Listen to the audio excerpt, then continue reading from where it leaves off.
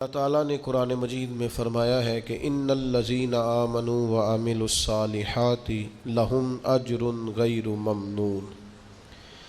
فرمایا بے شک وہ لوگ جو ایمان لائے اور جنہوں نے نیک اعمال کیے ان کے لیے اللہ کی بارگاہ میں ایسا اجر ہے جو کبھی ختم نہیں ہوگا،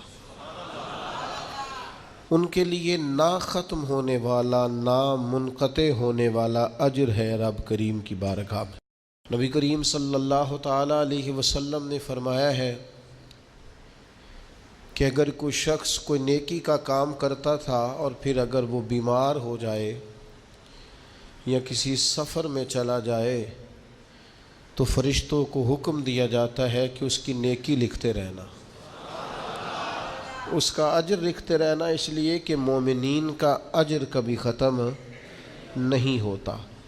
آپ کبھی غور فرمائیں کہ جب اتنا کسی کو اجر ملتا ہے، اتنا اجر ملتا ہے کہ وہ کبھی ختم نہیں ہوگا، تو پھر کرنے کا کام یہ ہے کہ ہم خیر کے کاموں کی منصوبہ بندی کریں، ہر وقت کوئی نہ کوئی عمل صالح کریں۔ کسی شخص کو اگر پتہ چل جائے نا کہ اس بزنس میں پرافٹ ہی پرافٹ ہے، اس کے اندر نفع ہی نفع ہے، تو وہ تو اس کی کئی برانچیں بنانی شروع کر دیتا ہے۔ وہ کہتا ہے یہاں بھی کھول لوں، یہاں بھی کھول لوں، یہاں بھی کھول لوں۔ تو بھئی نیک اعمال ایسا اجر والا عمل ہے کہ جس کا اجر کبھی ختم ہی نہیں ہوگا۔ اب کیا کرنا چاہیے؟ اب بہت سارے نیک اعمال کی منصوبہ بندی کرنی چاہیے۔ اور وہ عمل کیسے کرنے ہیں؟ دو تین چیزیں ہیں۔ سب سے پہلی، کوئی بھی نیک عمل کریں تو اپنی نیت کو درست کریں، حسن نیت کو اپنائیں۔ نیتوں کا بگاڑ، ارادوں کی خرابی، یہ اچھے بھلے اعمال کو ضائع کر دیتی۔ جب ہماری طبیعت اس طرح کی ہو کہ ہم اچھی نیتوں کے ساتھ آگے بڑھیں، خیر کے ارادوں کے ساتھ آگے بڑھیں، ہم اس دین کے ماننے والے ہیں جس پر قیامت والے دن ان اعمال کا بھی اجر ملے گا جو کیے ہی نہیں ہوں گے۔ تو پوچھا جائے گا مالک یہ تو عمل کیا ہی نہیں، تو فرمائے اس کا ارادہ تو کیا تھا نا، نیت تو تھی نا، تم خالص تو تھے نا، موقع نہ بن سکا، تمہارے لیے اسباب نہ ہو سکے، لیکن اجر تو ملا۔ اور امام غزالی فرماتے ہیں کچھ اعمال لے کر فرشتے اللہ کے حضور حاضر ہوں گے، رب کریم فرمائے گا واپس لے جاؤ ان اعمال، میرے لیے نہیں کیے، یہ تو کسی اور کو دکھانے کے لیے کیے۔ حسن نیت، اچھا ارادہ، پروگرام اس طرح کا جس میں اللہ کی رضا شامل ہو۔ آپ جب تک نیت کا وضو نہیں کرتے، ارادوں میں اخلاص پیدا نہیں کرتے، اور ہم لوگ جب تک اپنے معاملات میں آگے جانے کے لیے محض اللہ کی رضا کو پیش نظر نہیں رکھتے، اتنی دیر تک عمل بیکار ہے۔ اس لیے کہ نبی پاک صلی اللہ تعالیٰ علیہ وسلم نے فرمایا رب نہ تمہارے مالوں کو دیکھتا ہے نہ تمہارے چہروں کو دیکھتا ہے، وہ تو تمہارے دلوں کو دیکھتا ہے۔ تو سب سے پہلے تو باطنی طور پر یہ بہت سارے لوگ ایسے ہیں زندگی میں آگے جانا چاہتے ہیں، بڑھنا چاہتے ہیں، لیکن ان کے ساتھ حسن نیت کا ساتھ نہیں، ارادوں میں خلوص نہیں، وہ جو منصوبہ بندی بنا رہے ہیں اس کے اندر اللہ کی رضا شامل نہیں۔ تو مجھے بتائیے جب اللہ کی رضا ہی شامل نہیں ہوگی تو اللہ کی مدد کیسے شامل ہوگی؟ اللہ کی مدد اس کام میں شامل ہوتی ہے جس میں اللہ کی رضا مطلوب ہو، اور جب مطلوب ہی اللہ کی رضا نہ ہو، دنیا داری، شہرت، پیسہ، مال، دولت، کچھ مل جائے، کچھ اصول ہو جائے، مجھے بھی کچھ جاننے لگ جائے، تو پھر جس طرح کی نیتیں ہوتی ہیں اسی طرح کا اس شخص کو اس کا پھل بھی دیکھنے کو ملتا ہے۔ سب سے پہلے تو اچھی نیت کسی بھی عمل کے لیے، اور اس کے فوراً بعد مناسب منصوبہ بندی۔ مسلمانوں کا آج سب سے بڑا مسئلہ یہ ہے کہ یہ کام کرتے ہیں لیکن کسی منصوبہ بندی کے تحت نہیں کرتے۔ ہم اپنے کاموں کو مرتب نہیں کرتے، نظم و نسق کا حصہ نہیں بناتے، ہمارے کام بے ترتیب ہوتے ہیں، الجھے ہوئے ہوتے ہیں۔ ہم جن پیارے نبی کریم صلی اللہ تعالیٰ علیہ وسلم کے غلام ہیں، حضور ہر کام کرتے تھے تو مناسب منصوبہ بندی کے ساتھ فرمایا کرتے۔ جنگ بدر کا موقع ہے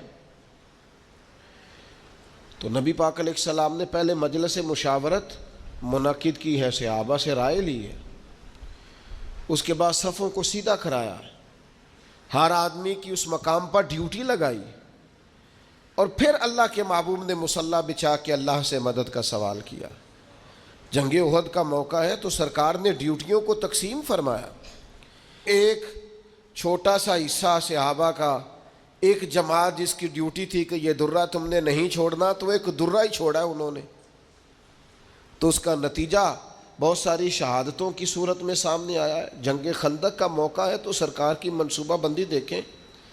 10,000 کا لشکر مدینے پہ حملہ آور تھا, ٹھنڈ تھی, قحط تھا, تو مدینے کے تینوں جانب تو مکانات تھے, کافر داخل ہی نہیں ہو سکتے تھے, ایک کونا خالی تھا. تو نبی کریم علیہ السلام نے صحابہ سے مشورہ کیا تو حضرت سلمان فارسی نے کہا خندق کھود لینی چاہیے.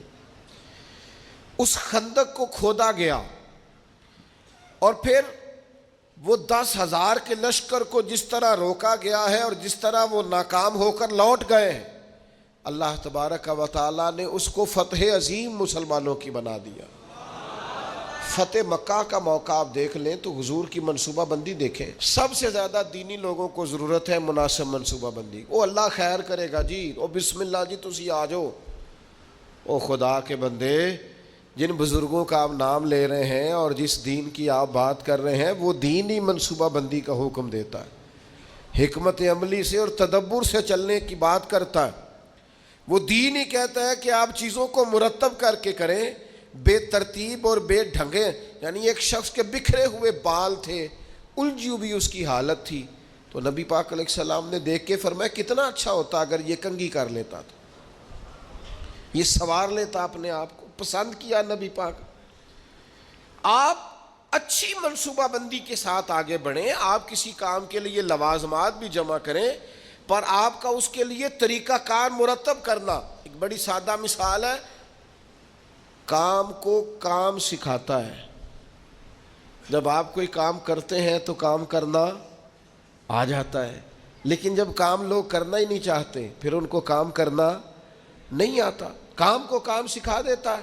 حضور فتح مکہ کے لیے تشریف لے گئے تو نبی پاک علیہ السلام نے صحابہ کرام سے فرمایا ہر آدمی اپنی الگ سے آگ جلائے گا کھانا پکانے کے لیے. ایسا ہوتا نہیں تھا روٹین میں.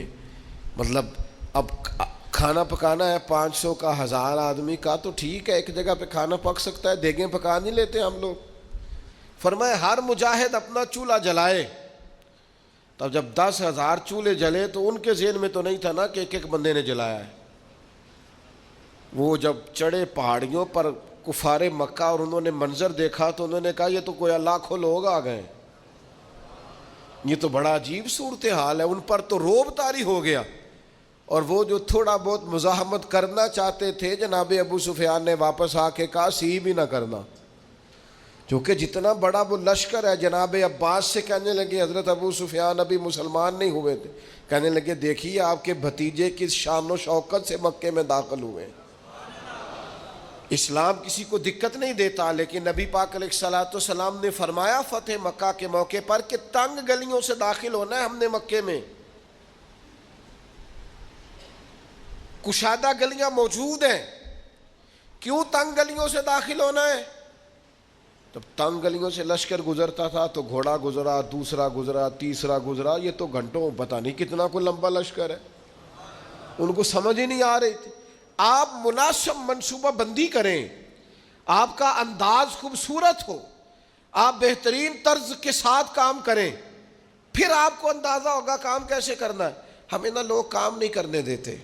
لوگ پتہ کیا کہتے ہیں, او بسم اللہ پڑھو جی اللہ خیر کرے گا. او بھائی اللہ تو خیر کرے گا, پر رب کریم نے بھی تو اصول دیے ہیں نا. سارے جانوروں کی قربانی نہیں ہوتی, جانور بھی مخصوص ہوگا, اس کی عمر بھی مخصوص ہوگی, وقت بھی مخصوص ہوگا, ایام بھی مخصوص ہوں گے, طریقہ کار ہوگا. آپ بے ترتیب جب کام کرتے ہیں تو اس میں الجھاؤ پیدا ہوتے ہیں. مناسب منصوبہ بندی, ایک اچھی ترتیب, ایک منظم. میں شروع میں جب ہم نے محفلوں کا آغاز کیا تو میں نے دعا کا ٹائم لکھنا شروع کیا, اتنے بجے دعا ہو جائے گی. تو لوگ مجھے کہنے لگے آپ عجیب آدمی ہیں, اتنے بجے دعا ہو جائے گی, یہ کیسے ہو سکتا ہے, لوگ تو آتے ہی نہیں. صرف 2 دفعہ ایسا ہوا ہے, زیادہ نہیں کہ دعا کے بعد لوگ آئے اور انہوں نے کہا محفل ختم بھی ہو گئی 2 دفعہ، پھر ان کو پتہ چل گیا کہ یہ واقعی ختم کر دیتے ہیں، پھر ٹائم پہ آنے لگ گئے۔ کوئی لمبی محنت نہیں کرنی پڑی، کوئی ہمیں زیادہ نہیں وہ کرنا، کچھ بھی نہیں، کوئی ہمیں زیادہ اس میں دشواری نہیں ہوئی۔ آپ نظم بنائے، نظم۔ میں جن محافل میں شرکت کرتا ہوں دوستوں کو پتہ ہے یہ ٹائم پہ آتا ہے اور وہ تیار ہوتے ہیں، لوگ بھی ذہنی طور پر تیار ہوتے ہیں۔ آپ منصوبہ بندی بنائیں کسی چیز کی، آپ اس منصوبے کے مطابق چلیں، چیزیں ٹھیک ہو جاتی ہیں۔ لیکن ہمارے ہاں نظم ہی نہیں ہے، منصوبہ بندی نہیں، کسی کام کو کرنے کا کوئی طریقہ نہیں ہم وضع کرتے، ہماری ترتیب نہیں ہے۔ جب تک آپ مرتب نہیں ہیں، یہ ہمارے حکیم الامت مفتی احمد یار خان صاحب نعیمی، مفتی صاحب رحمۃ اللہ علیہ نے قرآن مجید کے ایک پارے کی ایک تفسیر ایک جلد میں لکھی ہے، ایک پارہ اور ایک جلد پڑھایا ہے، پڑھا ہے، مشکات کی شرح کی۔ کسی نے ان سے کہا اتنا کچھ لکھا ہے آپ نے، پڑھا نہیں جا سکتا؟ تو فرمانے لگے صرف ایک کام کیا ہے میں نے، اپنے ٹائم کو مرتب کیا ہے۔ مفتی صاحب 1 بجے جمعے کی تقریر شروع کرتے تھے اور جب وہ الحمدللہ سپیکر میں کہتے تھے لوگ اپنی گھڑیاں ٹھیک کرتے تھے کہ 1 پورا بج گیا ہے۔ ہم کوئی ترتیب ہی نہیں، وقت کا ضیاع ہے، 2-4 چیزیں ایسی ہیں جن پر بالکل فوکس ہے لوگوں کا، وقت کو ضائع کریں، کوئی ترتیب نہیں۔ تو مناسب منصوبہ بندی۔ تیسری بات اچھی نیت، مناسب منصوبہ بندی، اور تیسری بات سچی لگن۔ جب تک آپ میں لگن نہیں ہوتی، آپ تھوڑی دیر کام کر کے اکتا جاتے ہیں، مسلسل نہیں کر پاتے۔ یہ طلب جب پیدا ہوتی ہے، یہ لگن جب پیدا ہوتی ہے، پھر کام ہوتا ہے۔ آپ کے اندر لگن ہی نہیں ہے تو کام کیسے ہوگا؟ وہ تڑپ ہی نہیں ہے، کچھ کرنا ہی نہیں چاہتے، مزاج ہی نہیں ہے، کیسے کام ہوگا؟ کام ہو جاتا ہے، صرف اس کے لیے آپ مسلسل محنت کریں، مسلسل۔ پتھر پہ پانی پڑے متصل تو بے شبہ گھس جائے پتھر کی سیل۔ پانی کا ایک قطرہ کبھی بھی سیمنٹ میں سوراخ نہیں کر سکتا، لیکن اگر مسلسل گرتا رہے نا تو وہ سیمنٹ میں بھی سوراخ کر دیتا ہے، پلستر والی پکی جگہ ٹائلوں والی میں بھی وہ گھس جاتا ہے۔ کیوں؟ کہ مسلسل ہے نا، استقامت ہے نا، لگن ہے نا، لگن سے کام کریں۔ وہ بہت سارے دوست آ کے مجھ سے کہتے ہیں میں بڑے ہی کام کیتے نے کوئی کامیاب نہیں ہویا۔ میں کہو بڑے چھڑ دے تو ایک ہی کار، انہوں 4 دن چاج نال کار ٹھیک ہو جائے گا۔ تو بڑے کرنے کے چکر میں کوئی بھی نہیں ہوتا۔ ایک کریں، لگن سے کریں، محنت سے کریں، جد و جہد سے کریں، اپنی ساری صلاحیتیں لگا دیں، آپ اس کے اندر پورے طور پر لگ جائیں، آپ مضبوط ہو جائیں گے، آپ کے اندر توانائی آ جائے گی۔ تو ایک تو اچھی نیت، مناسب منصوبہ بندی، اور پھر اس کے بعد لگن، اور پھر چوتھی بات کہ آپ اس کام کو جب آپ نے کر لیا، وہ پایا تکمیل تک پہنچ گیا، اب آپ نے کہنا ہے میں نے نہیں کیا، یہ میرے رب کریم نے کیا ہے۔ اب آپ کی طبیعت کا شکر، آپ کے مزاج کا ٹھہراؤ، اب آپ کے اندر کی عاجزی، یعنی نبی پاک علیہ السلام 10,000 کا لشکر لے کر مدینہ طیبہ میں داخل تو ہو گئے،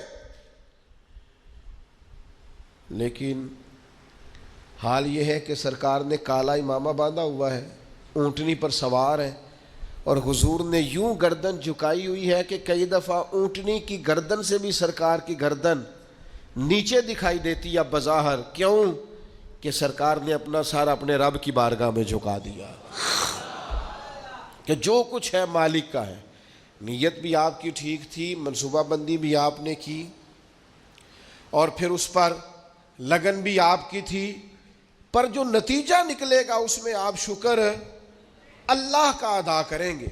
اور جب تک آپ اللہ کا شکر ادا نہیں کریں گے اتنی دیر تک محسوس نہیں ہوگا کہ آپ کی توجہ اللہ کی جانب ہے۔ قرآن مجید نے کہا لَئِن شَكَرْتُمْ لَأَزِيدَنَّكُمْ، اگر کرو گے نہ شکر تو میں نعمتوں میں اضافہ کر دوں گا۔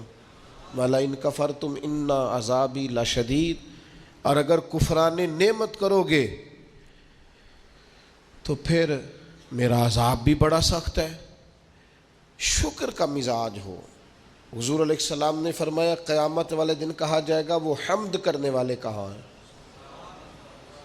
تو کہا 70,000 بندہ کھڑا ہوگا تو رب فرمائے گا ان سے حساب نہیں لینا، انہیں بغیر حساب کتاب جنت میں بھیجنا ہے۔ مالک یہ حمد کرنے والے کون ہیں؟ فرمایا یہ وہ ہیں جو ہر حال میں اپنے رب کا شکر ہی ادا کرتے۔ طبیعت پھر شکر والی ہو، مزاج اپنے رب کے حضور جھکنے والا ہو، یعنی نعمت ملنے پر یہ خیال نہ ہو کہ جناب یہ میری محنت کا نتیجہ ہے، آخر میں انسان کہے یہ میرے رب نے فضل کیا ہے اور مجھے عطا فرمایا ہے۔ حضرت نعمان بن بشیر رضی اللہ تعالیٰ عنہ بیان کرتے ہیں کہ نبی پاک علیہ السلام نے فرمایا نعمت کا اظہار کرنا شکر ہے، اور نعمت کو بیان نہ کرنا یہ ناشکری ہے۔ آج آپ دیکھ لیں، غریب تو بتاتا ہے میں غریب ہوں، کبھی امیر نے بھی بتایا میرے پاس کتنے پیسے ہیں؟ حالات خراب ہونے پر تو لوگ اظہار کرتے ہیں، صحیح ہونے پر بھی کرتے ہیں۔ ہماری طبیعت کا تقاضا ہی نہیں ہے، بیان نعمت ہے ہی نہیں، بلکہ قرآن مجید نے یہ شکوہ کیا ہے کہ جب انسان کو تکلیف پہنچتی ہے تو رب کو یاد کرتا ہے، اور جب آسانی ہو جاتی ہے تو سب سے پہلے مالک کو بھولتا ہے۔ اللہ کی بارگاہ کا شکر، او گن تو صحیح یار کبھی نعمتیں خدا کی کتنی زیادہ، ہر وقت تیری طبیعت جھکی رہے گی اپنے مالک کی بارگاہ۔ اور پھر یہ جو شکریہ ہے نا، یہ فطرت ہے، فطرت۔ جب آپ شکر گزار ہوتے ہیں تو اس کا مطلب ہے آپ فطرتاً ایک خوبصورت انسان ہے۔ آپ نے کبھی جانور دیکھا ہے وہ بھی شکر ادا کرتا ہے؟ کاٹنے والا جانور بھی ہو تو وہ اپنے مالک کو نہیں کاٹتا، کیوں کہ وہ کہتا ہے یہ مجھے چارہ کھلاتا ہے، یہ مجھے پانی پلاتا ہے، یہ دھوپ چھاؤں میں میرا خیال رکھتا ہے۔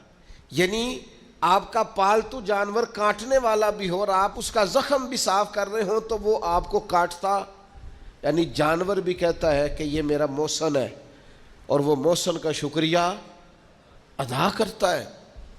شکریہ ادا کرنا تو فطرت ہے۔ نبی پاک علیہ السلام نے فرمایا جس نے لوگوں کا شکریہ ادا نہیں کیا اس نے اللہ کا بھی کوئی نہیں کرنا۔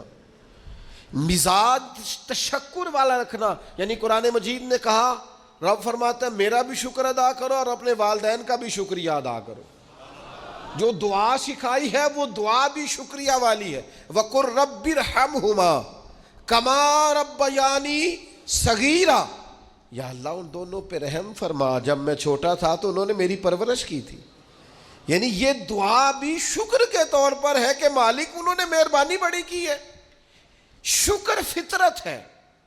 اگر آپ شکر گزار نہیں ہیں، مزاج آپ کا شکریہ والا نہیں ہے، یہاں نا بڑا مشکل آگے ہو گیا ہے لوگوں کے لیے۔ تشکر نہیں طبیعتوں میں، وفاداری نہیں، مزاج نہیں۔ میرے بھائی شکر کی طبیعت، شکر کا مزاج۔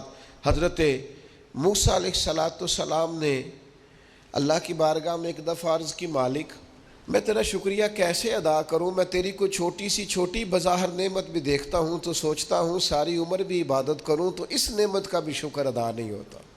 وہ جو ان کے دل کی گہرائیوں میں بات ہے وہ اپنے جذبات کا اظہار کر رہے ہیں۔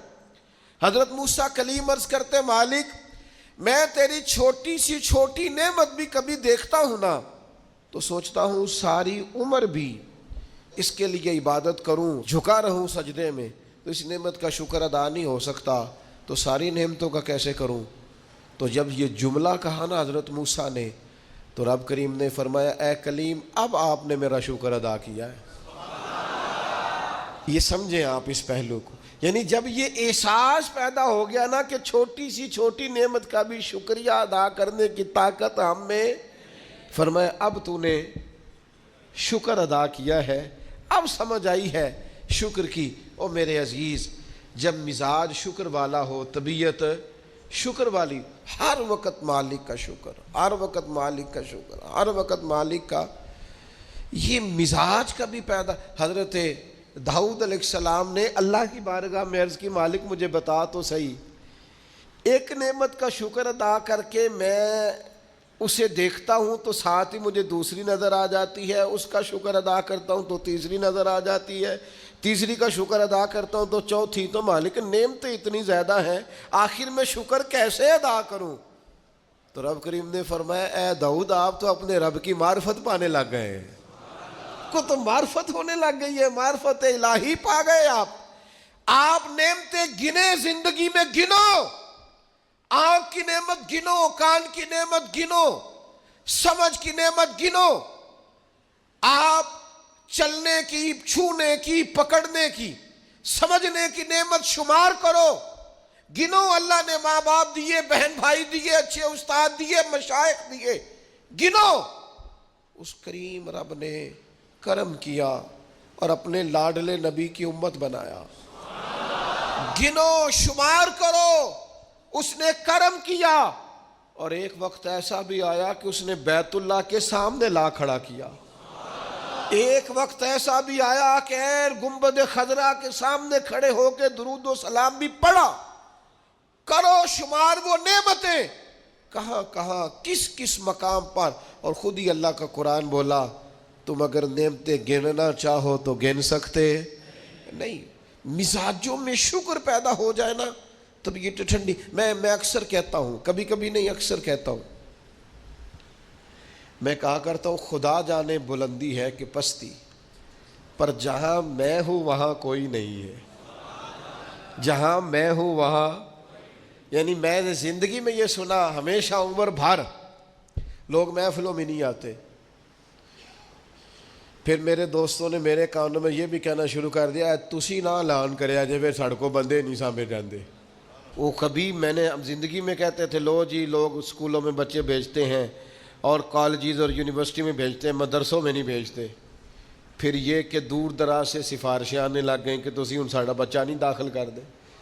وہ جو انداز کبھی اور تھے، پھر وہ حالات بالکل بدلتے دیکھے، کیفیات بدلتی دیکھی، طبیعت بدلتی دیکھی۔ ایک دوست یہاں وقت لینے آ گئے اور میں وہاں، انہوں نے جلسہ رکھ لیا، میں نے ان سے کہا بھی سادے سے آدمی تھے، میڈیا سے ذرا واقف نہیں تھے، پرانے آدمی تھے، بزرگ تھے، تو میں نے ان سے کہا کہ میں آ جاؤں گا، لیکن یہ کہ مہربانی یہی ہے کہ آپ تھوڑا سا کوئی اور اہتمام کر لیں۔ کہنے لگے نہیں آپ کو ہی آنا ہے۔ پھر میں چلا گیا، ہو کے آیا، سارے لوگوں نے زندگی بھر کا ہے دوبارہ کدو ٹائم دیا گے، انہیں آخیا تمہیں اگوں نہیں بلانا۔ میں کہ دی کی وجہ ہے؟ انہیں کہ ادھی تے مسیت دے چھڑن لگے سن بندے، ساڑی پرانی مسیتیں ساریاں چھتاں پر گئیاں، تو بھئی ہمارے بس کی بات نہیں ہے۔ خدا جانے بلندی ہے کہ پستی، پر جہاں میں ہوں وہاں کوئی نہیں۔ آپ مزاج شکر والا پیدا کریں، طبیعت شکر والی۔ میں نے زندگی میں صرف ایک ہی چیز محسوس کی ہے کہ یار جتنی نعمتیں ہم ان کا شکر ادا کرنے کی طاقت ہی نہیں رکھتے۔ مزید کا سوال تو تب کرے نا کس منہ سے مزید مانگے، جو ہے ان کا شکر ہی نہیں ادا ہو پا رہا، شکریہ ہی نہیں ادا کر پاتے۔ تو پہلی بات تو یہ کہ اچھی نیت اپنائیں، دوسری بات یہ کہ منصوبہ بندی کریں، تیسری بات یہ کہ لگن سے کام کریں، چوتھی بات یہ کہ جب کام ہو جائے تو پھر اپنے رب کا اور خوب ادا کریں، اور خوب ادا کریں، اور اپنے دل کو پورے طور پر تیار کریں اور ذہن سازی کریں اپنی کہ میں نے اپنے مالک کا شکر ادا کرنا ہے، اور اس کے لیے کوشش کریں۔ آپ دیکھیں ہمارے نبی کریم صلی اللہ تعالیٰ علیہ وآلہ وسلم کا طریقہ مبارکہ حضرت عائشہ صدیقہ فرماتی ہیں، ترمذی میں حدیث ہے، فرماتی ہیں کچھ دیر سرکار میرے بستر میں آرام فرما ہوئے، پھر حضور نے نماز کی نیت باندھ لی تو قیام میں بھی سرکار نے آنسو بہائے، رکوع میں بھی آنسو بہائے، سجدوں میں بھی آنسو بہائے۔ تکمیل نماز پر میں نے عرض کی یا رسول اللہ، اللہ آپ کے صدقے اگلے پچھلوں کو معاف کرے، اتنا زیادہ آنسو بہانا؟ تو فرمایا افلا اکون عبدا شکورا، میں رب کا شکر گزار بندہ نہ بنوں؟ یہ شکر کے آنسو ہیں جو رکوع میں بھی ہیں، جو سجدے میں بھی ہیں، جو قیام میں بھی۔ تو میرے بھائی کبھی شکر کے آنسو بھی بہا، کبھی شکر کا رکوع بھی کر، کبھی شکر کا سجدہ بھی کر، کبھی شکر کا قیام بھی کر، کبھی شکر کے نفل بھی پڑھ، اس لیے کہ اللہ تبارک و تعالیٰ نے خاص رحمت کی ہے۔ ہمارے ہاں بے چینیاں اس لیے بڑھتی ہیں کہ جو نعمتیں ہوتی ہیں ان کی قدر نہیں ہوتی، جو نہیں ہوتی ان کی طلب ہوتی۔ تو اسلام کے اندر لا متناہی اجر ہے،